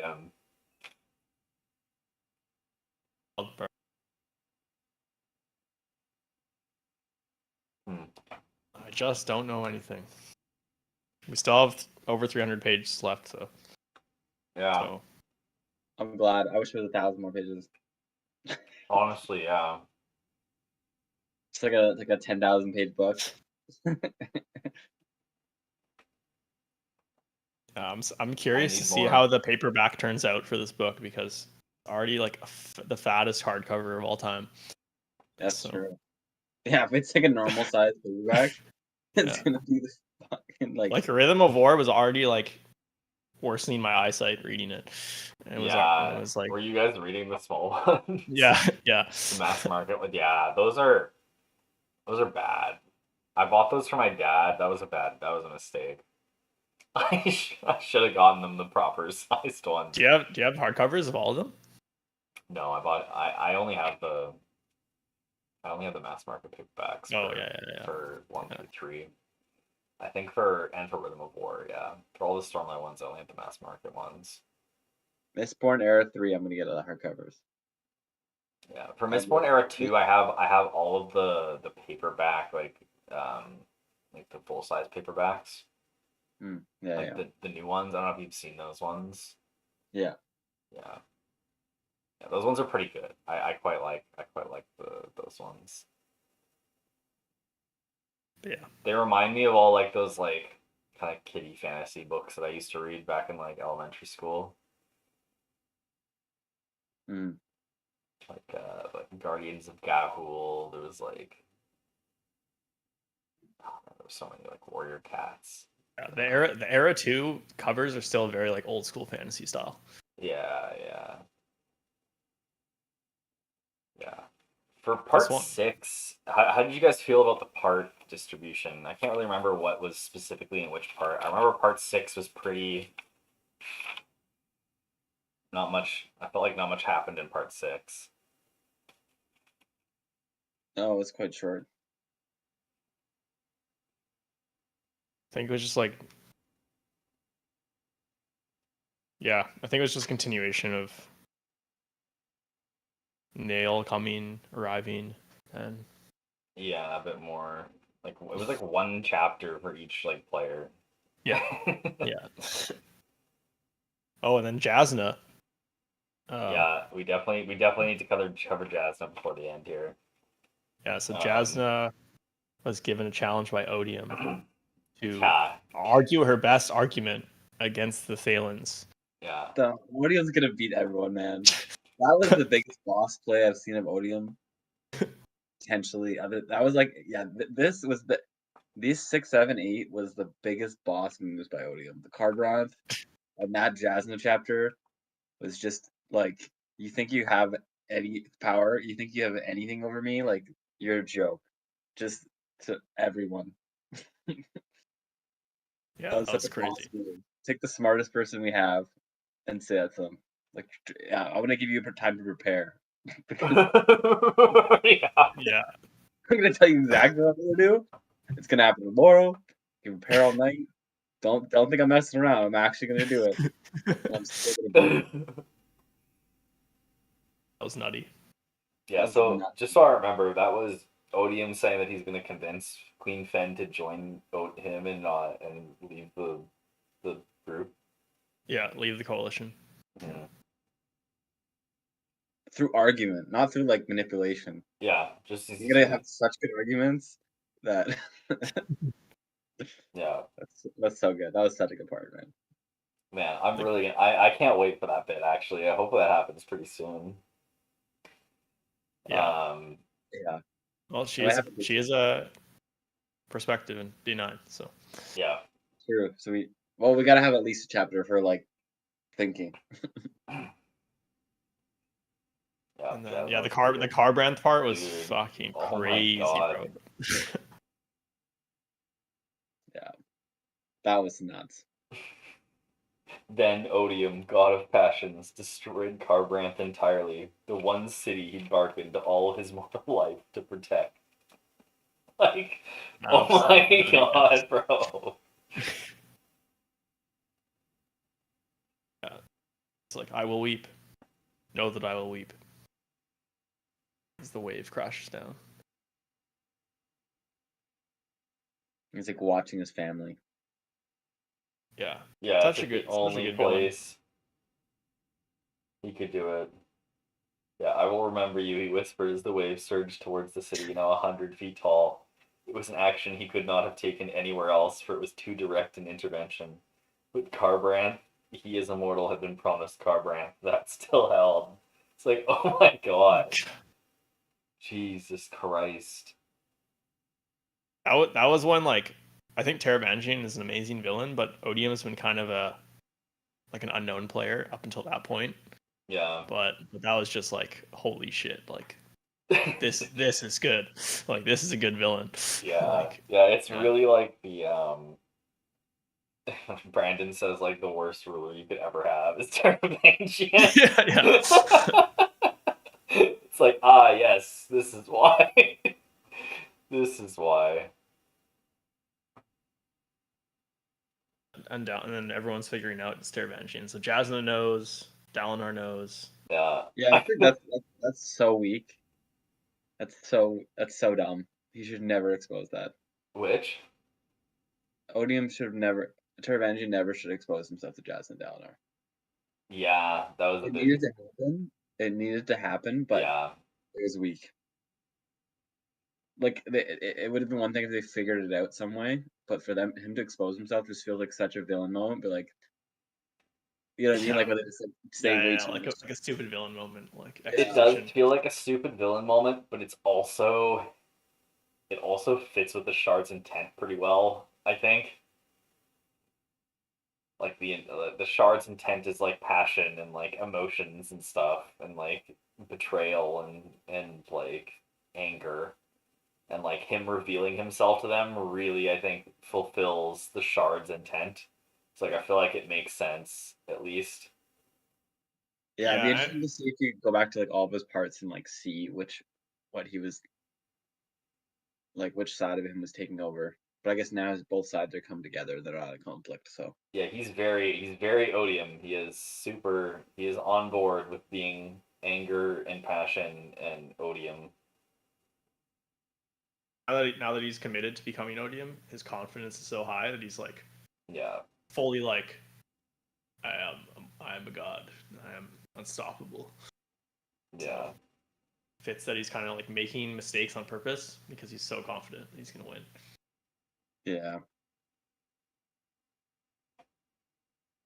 Mm-hmm.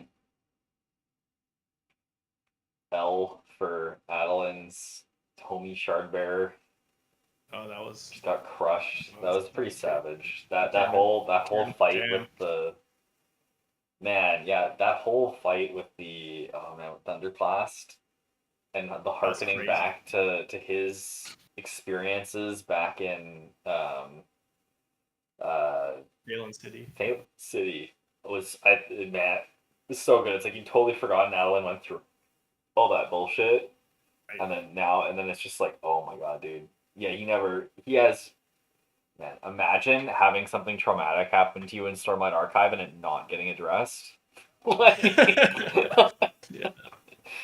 We almost got away with it too. We almost got away with it too. If it weren't for you meddling Sanderson. Meddling Thunderclass. Yeah, meddling Thunderclass. But yeah, it felt like it was a really good fight sequence.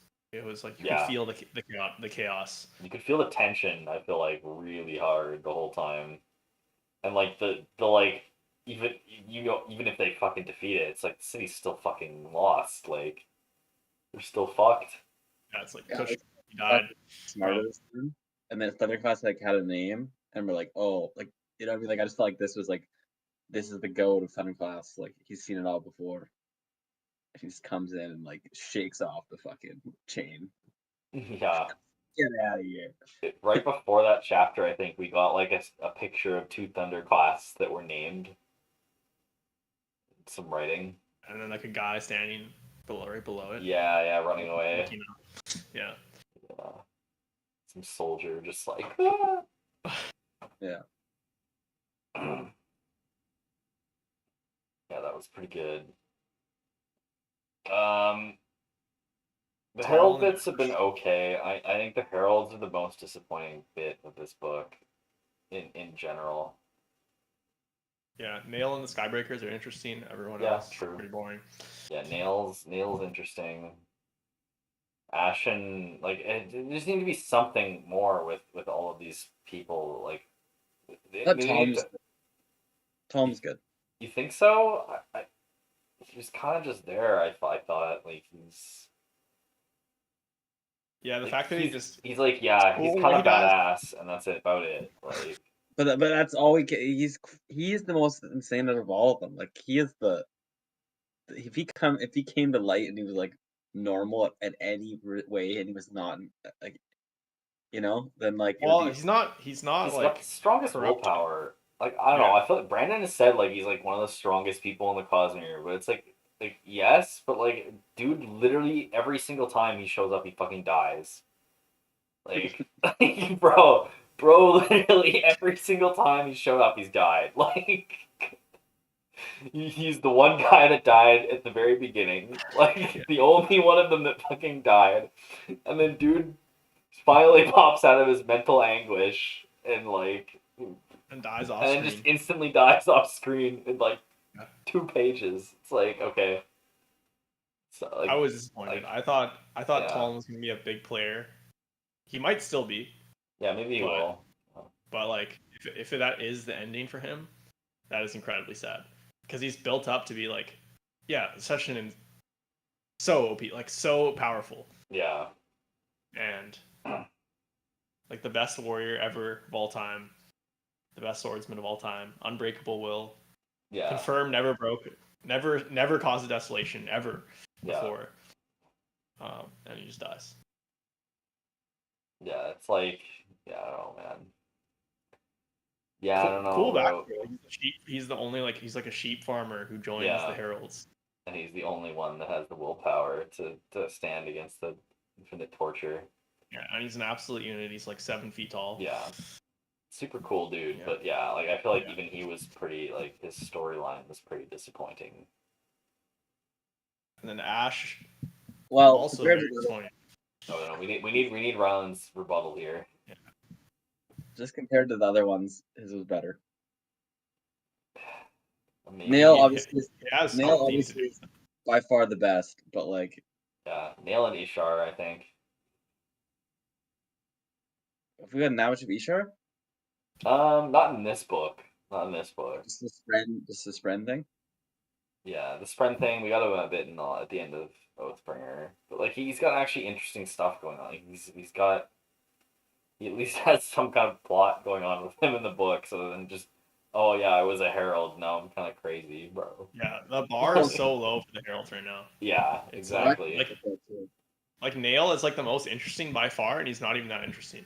You don't know that much about him. And then like Chana propelled herself to like 3rd place most interesting just by having that one interaction with Shalon. And like Ash has been kicking it for like 5 books, and all we know about her is that the other heralds thought she was young and treated her like a kid. Literally. Yeah. Like she's had. I feel like Ash has actually had the most screen time of any of the heralds, and literally nothing important has happened with her the entire time. Yeah, or the one that works for Odium, that one's fucking lame too. Yeah. Yeah. I was like, there's just too many heralds and not enough screen time. Yeah. That's also true. Yeah. There's like 3 or 4 heralds that we only know their names. It'd be kind of cool if they each had their novella. Jesus, that's a lot of fucking novellas. Yeah, but I'm thinking like not novellas, sorry, but like like the Cosmere, like yeah. Arcanum Unbound short story type thing, like a 50 page book. Yeah. Yeah. That's 500 pages for all. maybe 10 pages. Brandon will do like Herald October or something like that and rip it out in 1 month. Jesus Christ, yeah. Yeah, he could write that in like 2 days. Yeah. These people. What's your guys' like take on this book so far? Are you guys liking it? Do you think it's good? How are you feeling conflicted about it? I feel like I'm a bit conflicted about it, but I also am really enjoying it. I think I've probably enjoyed it the most consistently from start to now in terms of entertainment value out of maybe any of the books except for the first one and maybe the second one, because like Oathbringer and Rhythm of War started pretty slow, so a lot of really important stuff happened and it was really good writing, but it was like definitely more of a slow burn. Like, okay, slow burner, waiting to get into it. This one's just been fast paced the entire time. So that's been really enjoyable. Yeah, it's been really enjoyable because of that. It's like always something interesting is happening. You get to see all your favorite characters all the time doing cool stuff. But yeah, in terms of like the substance of it, I feel like I really appreciate the small scaleness of the earlier books more than this one. And that's what's really gets me. Holds me back from it being like an 8 or 9 out of 10 experience compared to like some of the early books. Yeah, I have a feeling the ending is going to be pretty satisfying for this one. I get the vibe that all of my concerns will be resolved by the end of the book. I'm like, I feel like after finishing it, you're gonna like look back on all of the like little things that seem, or like all the things that seem super big picture, and you're gonna be like, okay, that it's gonna get like it's been. I don't want to say this book has been very unpersonal, because there have been bits of it that have been personal, but a lot of it has been unpersonal. I think it's been it has been quite big picture. And I think the conclusion to a lot of the characters' arcs by the end, like Dalinar's arc, I think is going to be pretty satisfying. And Adeline's arc, like I feel like as we get to the conclusion of these, there's going to be more stuff that ties in their mental state with like the events that have happened in the book, in like a satisfying way. I get the vibe that that's going to happen. I don't know though. It could not. It could just fall super flat and be like a major cliffhanger, and not resolve a lot of the stories. But I feel like that's what it's building towards, at least, is some kind of like emotional payout for all of the characters.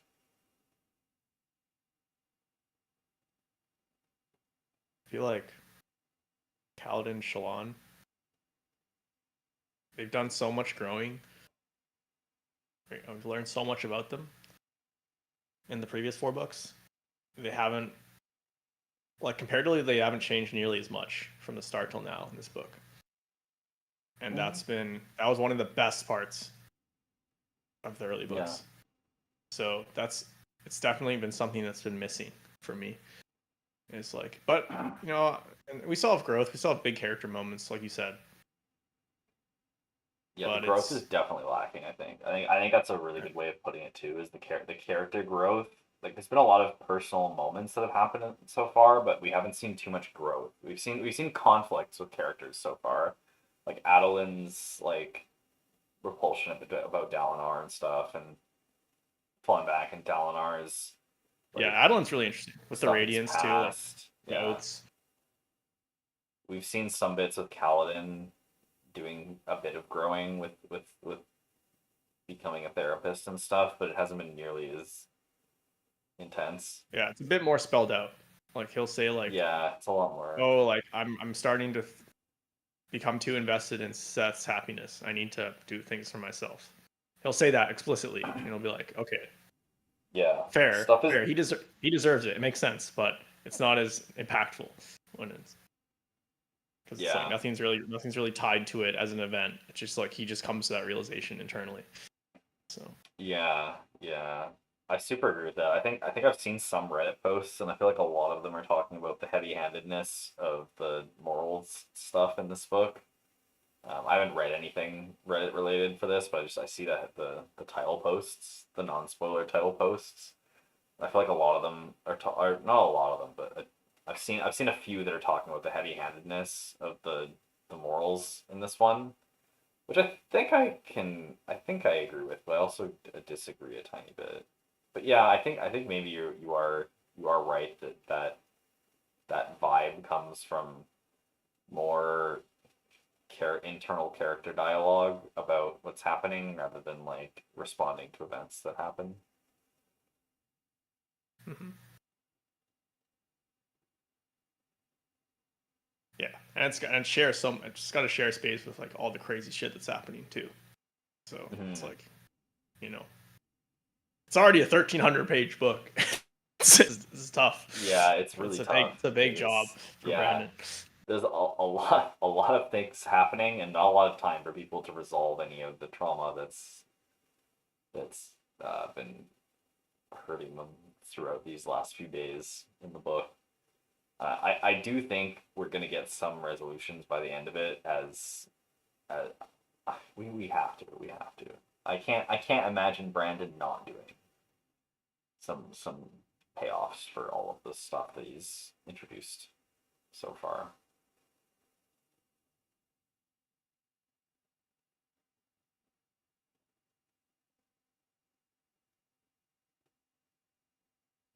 Your thoughts? I can't wait to finish reading this fucking book. Me too. Time for the end of Arc 1. The end of Arc 1. I'm kind of excited to see the Dragon Steel bits.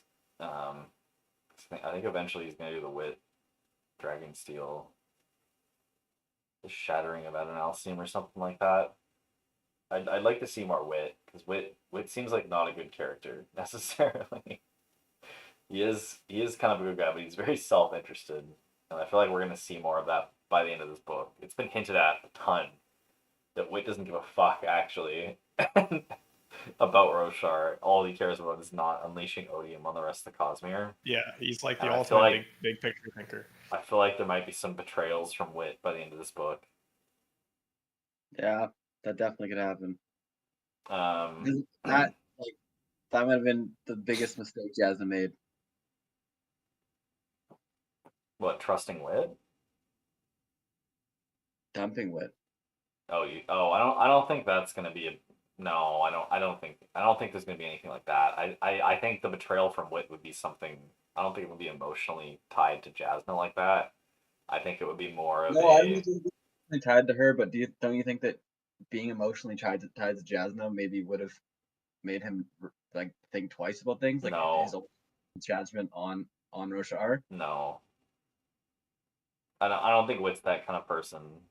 He's too old, man. He's like 5,000 years old. He's too big picture for that to make a difference for him, I think. If it's like all of Roshar is gonna be destroyed, or odium's gonna be released, you think he would have just let everyone he knows get destroyed? Yeah, I guess so. Yeah, I think I'd say I don't think it. Maybe not if everyone on Roshar gets destroyed, but enslaved by odium, yeah. Yeah, I just felt nicer when they had like an actual like tie, get a very strong relationship with Jasmine. It made me feel a little bit better. I feel like he never did. Their relationship is always every single one of their like relationship chapters has been about how dysfunctional it is. Like literally every single one of them. Yeah, it wasn't all negative. Of course, it wasn't all negative, but like I feel like the focus, at least, of every single one of those Wit and Jasna things is about it being dysfunctional. Of course, it could be dysfunctional. It's Wit, but like every other time we've seen him interact with anyone in the story of a whole entire Thermal Archive, it's been like he pops in for a scene and leaves. Like he was with her for a significant amount of time, so I feel like there was a very strong connection there, way stronger than anyone else in Roshar. and that means something. Yeah, maybe. I feel like you're cutting him a bit short. I feel like we've seen him maybe in like the first two Stormlight books he'll pop in for like a minute or two, but he's been definitely very present, I would say, in the latter half of the series from more people than just Jasna. But I see what you're saying though. Yeah, I think you might be right, but I don't think we know enough for that to be conclusive. I think he's been present, but like in like a like for like a Kaladin, he's been pretty there to help. Like his relationship with Jasna was the only time we've seen him like he's not just trying to help; he's also trying to enjoy himself. You know? I don't actually agree. Him and Kaladin, I think, have a similar, maybe not a similar type of relationship, but a similar amount of time spent with Kaladin. I think maybe even more time spent with Kaladin. In the first couple books, all we see of Wit is just him trying to enjoy himself. It's like he's roasting Sadius and he's like roasting Elhokar. And you're right. But like, yeah, but it feels like even then it was like so much was like, yeah, I guess so. But like, he's always trying to teach someone a lesson. Whereas I felt like with Jasna, he wasn't like trying to teach her a lesson. He wasn't doing. I actually disagree. I think he was every single time he was talking with Jasna trying to teach her a lesson. Sorry? I think he pretty much was trying to teach her a lesson every time they interacted. All right. It seemed like a very unique relationship, but maybe I'm wrong. Yeah, I think you're pretty wrong about that, honestly. All right. We'll think he legitimately does care about people. I agree. He's so old and he's so big picture that he just has like a very logical list of priorities. Yeah. And people are just slow on that list compared to the universe. Yeah, I agree as well. He cares about people and their experiences, but they're not important compared to other things for him.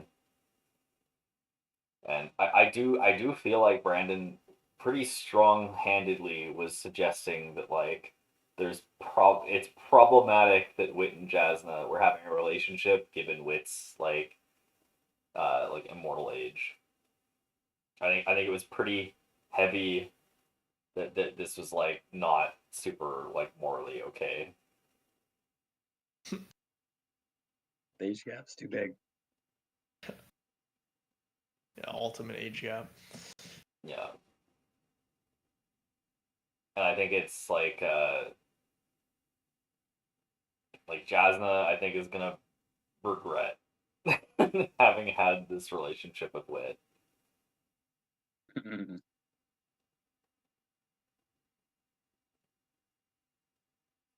Yeah, I think her like reflection on the relationship and stuff has been pretty solid. Like I've liked those bits. Like it was pretty unhealthy. I don't get the sense that she's regretted it. I think it's just she learned from the relationship. Yeah.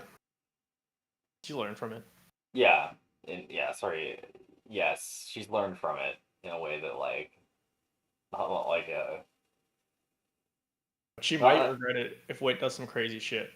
Yeah. Which I think he probably will by the end of this book. We've been seeing Wit get more and more like emotionally like him in that scene with Risen, he was very emotionally wound up and like very serious about like I feel like as we keep seeing him he's become a bit more emotionally unstable. And I think that's gonna he's losing control of the situation.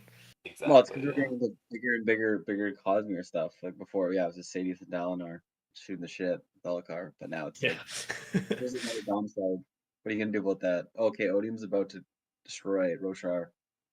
Like, yeah, the stakes have gone up so much too. Bigger problems. Yeah. Do we think Zigzil gets the Dawn Shard in this book? Ooh. I think the answer is no. No. Otherwise, I don't think he would have put it. I think it's got to happen like kind of off screen.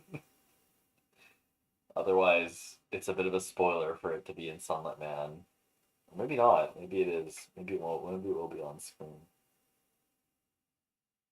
My kind of vibe is that it happens between like part Era 1 and Era 2 of Stormlight. That's by the way, Sigil took the Dawn Shard up. Yeah.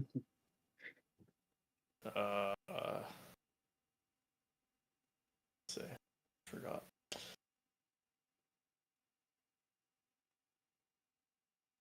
Oh, yes. So Jasmine figures out that no force is actually coming to Thalen City. Yes, something we should talk about. And then she sends the Radiants to Sigil, and then they get them, and they're like, "Well, thanks for coming, guys, but we actually have no Stormlight, so this is actually useless." And that's how it ends. It's so insane. Like, what the fuck? Like, did they not have Stormlight over in Thalen City that they could have brought with them? Like, what? Like, they have span reads. They have span. They could have communicated this. Like, and Navani is like, of course, in the vision. Both the Bondsmiths are in the visions. So it's like no refills. Big oversight, huge L for the coalition. Yeah, I feel like they gotta get a bunch of Stormlight randomly now. Yeah, which goes back to the Odium's power well. Yeah. Yeah. Yeah, Dalinar leaving and just like not being there to give people Stormlight might be the difference between them like losing like a bunch of different places. Definitely the Shattered Plains. Yeah. Yeah. Yeah, I don't know, dude. I don't know, man. Yeah, that was a bit of a sussy move from Jasna, just sending them over, and there's like no Stormlight. Yeah. I guess they don't want to send conventional troops because they'd just get absolutely massacred by the Fused, but yeah, no, they absolutely would. Yeah.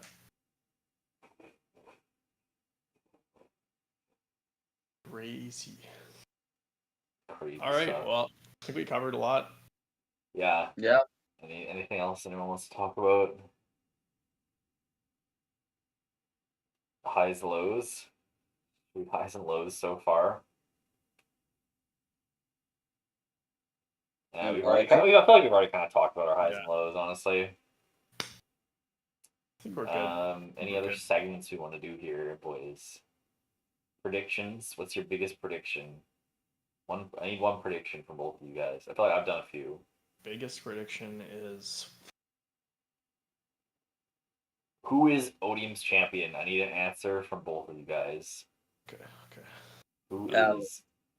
Who? Adeline. Oh man, there's got to be someone else, but I think. Do you guys? So like, with the Adeline thing that we were saying last time, I feel like there needed to be more that happened in between the last time that we mentioned it and now. Too close to the end now. For it to happen, you know. I agree. Although, there wasn't anything to feel that really. Yeah. And like, I guess the battle going from bad to worse. Like I feel like if he loses Azir right now, then he actually still wouldn't become like evil. Like he'd just be like, there's literally nothing we could have done to win that battle. So what if Yonagin, like, they just like conclusively decide that as they like start to win again, and then Azir's like, we're actually gonna go on Odium's side because it's logical.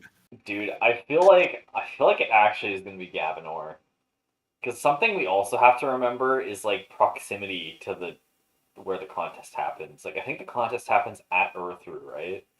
So it's got to be someone that's able to get to Urithiru in time. I guess Adeline, because the Sprinter controlled by what's it called, by Odium. They could let the gates come through and send them over to Urithiru. Yeah, that actually might be that. It might be Gavinor, man. It might still be Gavinor. It might be Gavinor, dude. Who else could it be? Could it be? He's so traumatized at this point. Yeah, it's got to be someone who's like totally taken by passion.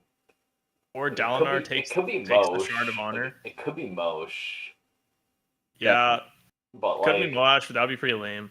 It would be pretty lame, I think, if Moshe was. I think that's kind of the reason why. I wonder if that's part of the reason. Well, lots of reasons why he was introduced and Elle was introduced, but they definitely are two very obvious potential choices. I don't think it'll be either of them, but like you know, what I mean, it's nice to know that there's multiple choices for sure for.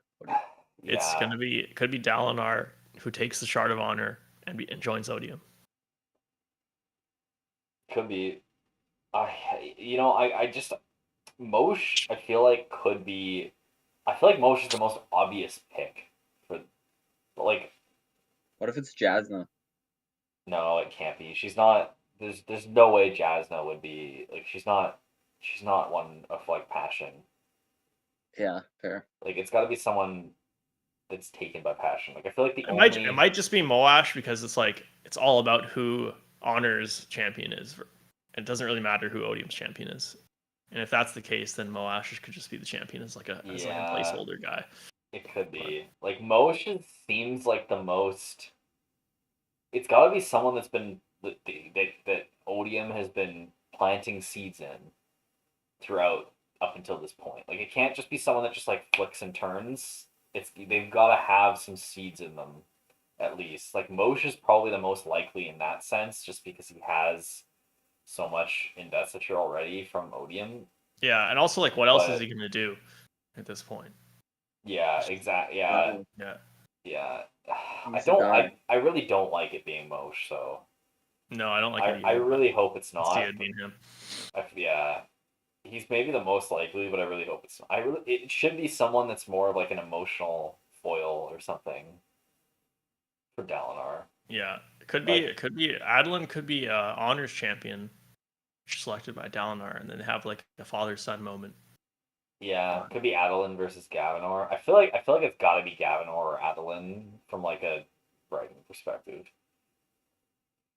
and from like people that passion has kind of taken a tiny bit.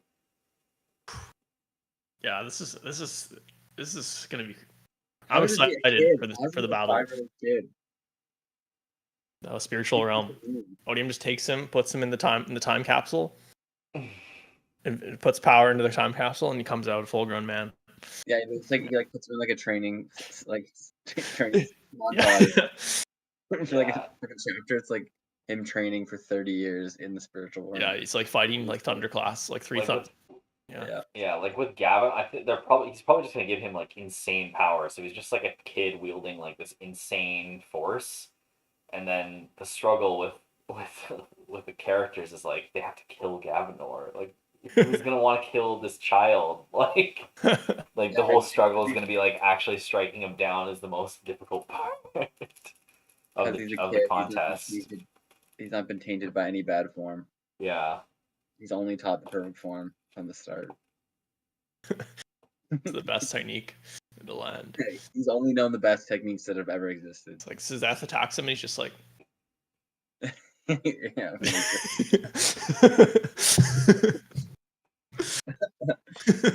And who is going to be Honor's champion? I still don't know. It's probably Dalinar. Like Dalinar will probably be the champion. Yeah. Or it could be Kaladin. And Kaladin's it can't be Kaladin. He's too far away. Yeah.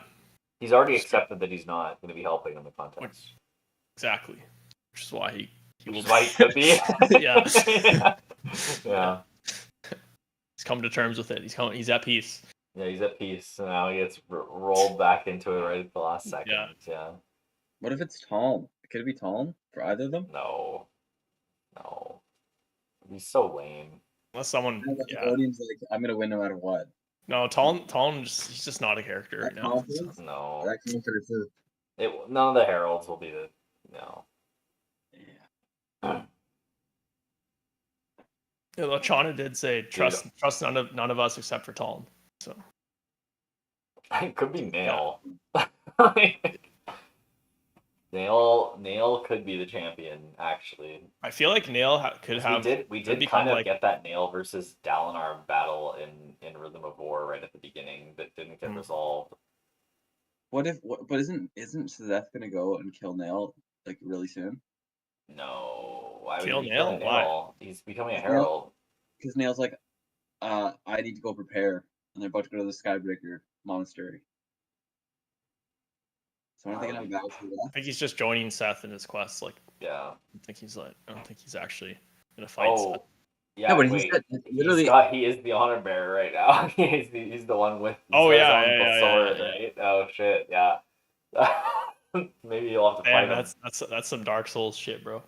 That's some like final boss energy. And it's not like he can come back. So. Yeah. Well, wait. If Nail dies, he'll be sent to Braze. Yeah. Can you just come back right away? I think Nail's gonna become like a champion. Do you think all the heralds are gonna die before the end of this book and be sent to Braze? I think so. That's one of my predictions. Do you think all the heralds are gonna die before the end of this book? Do you think there's gonna be a 10th herald that's not Seth, or that is Seth? Oof, I don't know. Maybe it could be. Yeah. Cal. Oh fuck! I hope none of the main characters become a herald, man. It's just such a savage ending. Kaladin could take it up actually. And like take it for Seth. Oh man, that's actually. I would die. Oh, that makes me hurt, bro. My soul hurt. Dude, that would resolve the. Oh, I don't think I'll ever see you guys again because he won't have died, but he'll be a herald now. Oh my god. Oh man, bro. yeah, Kaladin might become and like it doesn't really make sense for Seth to take up Jezreel's Honor Blade. I guess it kind of does because he was using the Honor Blade before, but I feel like it makes way more sense for like a Windrunner to take up Jezreel's Honor Blade and become the new herald. Oh my god, this has some legs, bro. This has some legs that are like scary, bro. Oh. Well, and Cal has no other like next steps, anyways. You know. I'm really curious to look back on these and see how many of the predictions I got right. Now I gotta evaluate like everything that happened to Kaladin in this book again. See if that's possible. Oh no, dude! And then Kaladin goes back to Braze, and he's the therapist for all the heralds in hell.